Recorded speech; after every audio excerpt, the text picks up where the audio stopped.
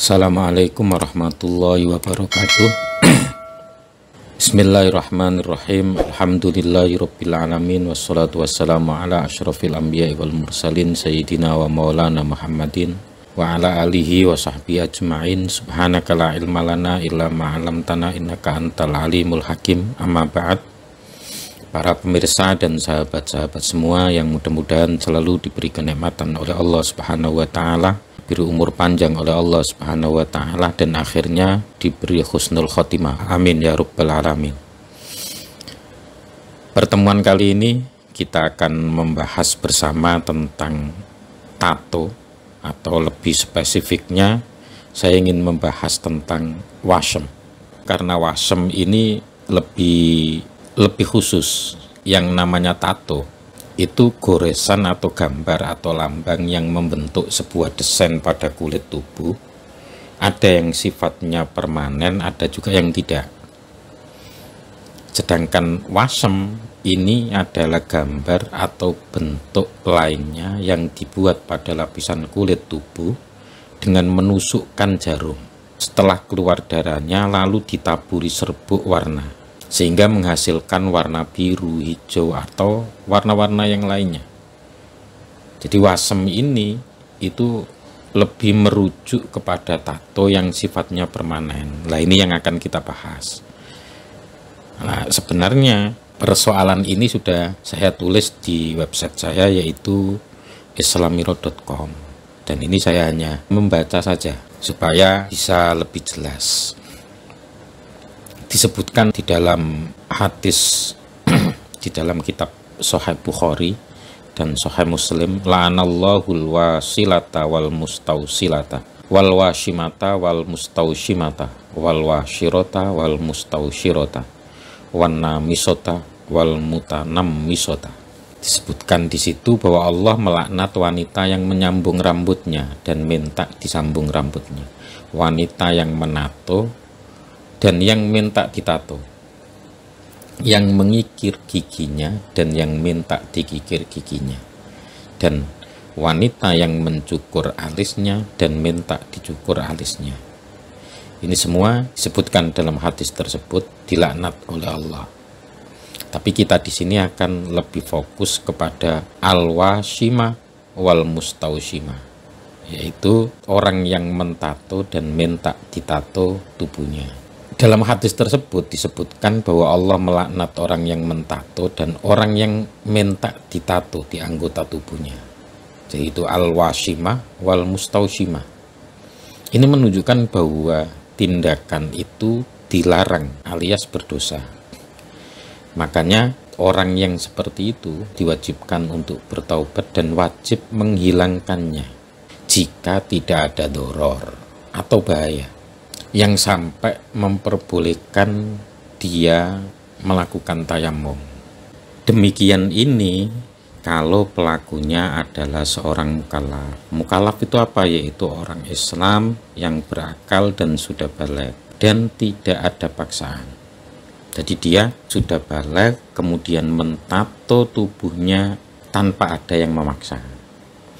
Kalau karena dipaksa atau saat membuat tatonya ia tidak mukallaf itu bisa karena dia masih kecil atau pada saat ditato dia itu dalam keadaan gila.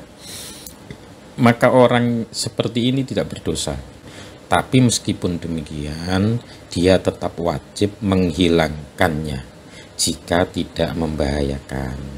Jadi wajib menghilangkan itu kalau tidak berbahaya.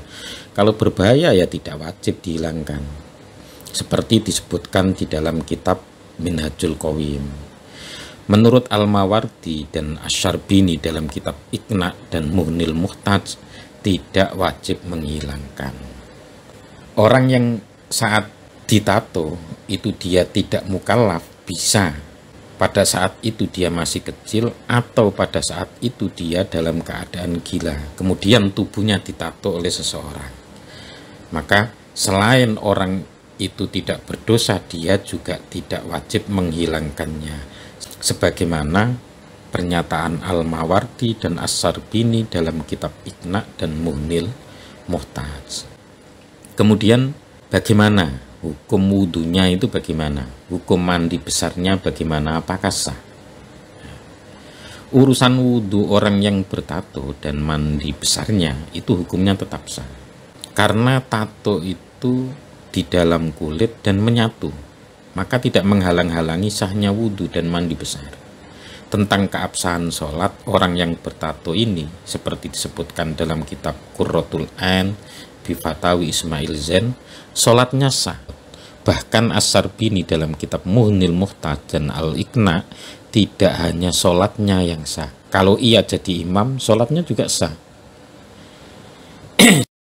Baiklah, akan saya bacakan referensinya, yaitu di dalam kitab Muhnil Muhtaj juz 1 halaman 406. Furu'un al-wasmu wa huwa gharzul jildi bil ibroti hatta yakhrujad damu thumma yudra alaihi nahwu nilatin liyazruqa aw yakhdura bisababid dami al-hasili bi gharzil ibroti haramun li khabaris sahihain. Wasem itu hukumnya haram. Wasem itu apa? Wasem yaitu menusuk kulit dengan jarum sehingga keluar darah, kemudian ditaburi, summa yudhro alaihi, kemudian ditaburi semisal serbuk warna, supaya liyazruqa, supaya warnanya menjadi biru, au yakhduro, atau warnanya menjadi hijau, dengan sebab darah yang sudah ada itu. Karena adanya hadis dalam kitab Sahih Bukhari dan Sahih Muslim, la'anallahul wasilata wal mustausilata. La'ana, melaknati Allahu oleh Allah al-wasilata, akan perempuan yang menyambung rambutnya, wal mustausilata, dan perempuan yang minta disambungkan rambutnya, wal washimata, dan perempuan yang mentato dirinya, wal mustausimata, dan perempuan yang minta ditato, wal washirota, dan perempuan yang mengikir giginya, wal mustaushirota, dan perempuan yang minta dikikir giginya, wana misota, dan perempuan yang mencukur alisnya, wal mutanam misota, dan perempuan yang minta dicukur alisnya. Ai fa'ilata dzalika, yakni orang yang mengerjakan itu semua, wasa ilatahu, fatajibu, maka wajib izalatuhu, oleh menghilangkannya wasem, malam yakhaf dororon, selama dia tidak khawatir adanya bahaya, yubihut tayammuma, yang doror tersebut itu sampai memperbolehkan dia melakukan tayammum. Fa'in khofa lam tajib izalatuhu, jika dia khawatir, lam tajib, maka tidak wajib izalatuhu, oleh menghilangkannya wasem. Wala isma alaihi, dan tidak ada dosa alaihi, atasnya, ba'da taubati, setelah dia bertaubat. Wahadha, seperti ini, keterangan seperti ini, dia wajib menghilangkan itu idza fa'alahu biridohu, apabila membuat tatonya itu dengan keridoannya. Kama qala Az-Zarkasi, seperti perkataan Imam Zarkasi, ai ba'da bulughi, yakni setelah baliknya. Wa illa, ketika dia itu melakukannya tidak atas ridhonya, mungkin karena dia dipaksa, atau saat melakukannya itu dia belum balik, falatalzamuhu izalatuhu, maka dia tidak wajib menghilangkan wasem tersebut. Kama sarraha bihi al-Mawardi, sebagaimana telah dijelaskan oleh Imam Mawardi. Ai watasihhu sholatuhu wa imamatuhu, yakni sholatnya sah, dan jika dia mengimami seseorang maka sholatnya dia sah, sholat makmumnya juga sah. Kemudian juga disebutkan di dalam kitab Qurratul Ain bi Fatawi Ismail Zain halaman 49, su'alun ma qaulukum fi man uriza fi a'dha'i wudu'ihi au fi sa'iri badanihi bil ibroti masalan wa wudi'a mahallahu nahwu khibrin litalwini wat taswiri fa idzal tahama ba'da dzalika fahal yasihhu wudu'uhu wa kadzalika ghusluhu aula. Apa pendapat kamu jika ada orang itu mentato anggota wudhunya atau mentato badannya. Apakah wudhunya itu sah? Apakah mandinya juga sah? Al-jawabu menurut Kiai Ismail Zen, na'am ya, yasihhu sah wudhu'uhu wa ghusluhu. Wudhunya sah, mandinya juga sah. Ma'akaunihi isman bidzalikal fi'li. Tapi dia berdosa karena melakukan itu. Yajibu alaihi at-taubatu. Makanya dia wajib bertaubat, wa izalatuhu, dan menghilangkan tato tersebut. Ilam yu'ati ila dororin, apabila tidak ada doror. Li'annahu nau'un minal wasmi, karena pertanyaan tadi itu semacam tato. Fafi'luhu weruja izin, mengerjakan seperti itu atau membuat tato seperti itu tidak boleh. Walakinnal wudu'a, akan tetapi wudunya, wal ghusla ma'ahu, dan mandi ma'ahu besertanya wasem, sahihani, yaitu sah keduanya, lid darurati, karena darurat. Terus lagi li'annahu, karena wasem itu dakhilal jildi, itu ada di dalam kulit, multahimun alaihi, terus mendaging, alaihi, atasnya jilid. Falayam na'u, maka tato tersebut itu tidak mencegah sihatal wudu iwal ghusli, akan sahnya wudu dan mandi. Likaunihi dakhilal basyarati, karena tato tersebut itu adanya di dalam kulit. Wassolatu, adapun sholat ma'ahu besertanya tato, sholatnya seseorang yang bertato itu sahihatun, sah, lidoruroti, karena dorurat. Kemudian disebutkan di dalam kitab Iqna juz 1 halaman 139, al-qaulu fi hukmil wasmi, pembicaraan tentang hukumnya tato. Furu'un. Al-wasmu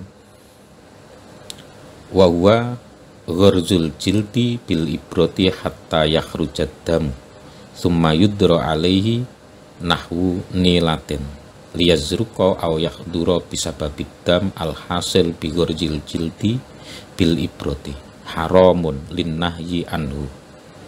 Intinya sama seperti disebutkan di dalam kitab Mughnil Muhtaj. Jadi membuat tato itu hukumnya haram. Fatajibu izalatuhu, maka wajib menghilangkan. Ilam yakhaf dororon, apabila dia tidak takut adanya bahaya, yubihut tayammuma, yang memperbolehkan dia melakukan tayammum.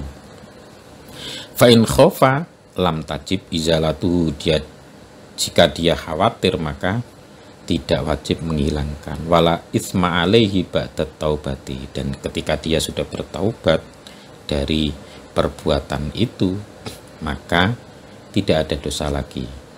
Wa hadza idza fa'alahu biridau ba'da buluhi, wa illa fala talzamuhu izalatuhu wa tasihhu sholatuhu wa imamatuhu. Jadi sholatnya sah, dan ketika dia menjadi imam, sholatnya dia sah, sholatnya makmumnya juga sah. Walayan jusu, dan tidak najis, ma oleh perkara wudia yang diletakkan fihi padanya ma, yaduhu oleh tangannya, masalan umpamanya idza kana, apabila ada, aleha yaitu di atasnya, yaduhu wasmun oleh tato. Terus kalau ada apa-apa diletakkan di tangannya, itu ya nggak najis, karena ya tato itu sudah ada di dalam kulit, jadi tidak najis lagi. Kemudian disebutkan di dalam kitab Minhajul Qawim dan I'anatut Thalibin, kenapa tato itu wajib dihilangkan? Ini karena tato itu najis.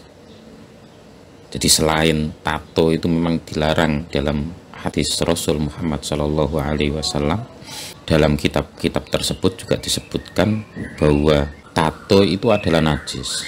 Makanya sholatnya orang yang ada tatonya itu sah, tapi darurat. Sehingga jika ia itu termasuk orang yang wajib menghilangkan tatonya dan jika dihilangkan juga tidak ada bahaya sama sekali, maka dia wajib menghilangkan tato tersebut. Karena kalau dia nggak menghilangkan, sudah tidak dimakfu lagi. Artinya kalau tidak dimakfu tatonya itu, maka sholatnya tidak sah. Saya kira cukup. Kurang lebihnya saya mohon maaf yang sebesar-besarnya. Akhirul kalam. Wassalamualaikum warahmatullahi wabarakatuh.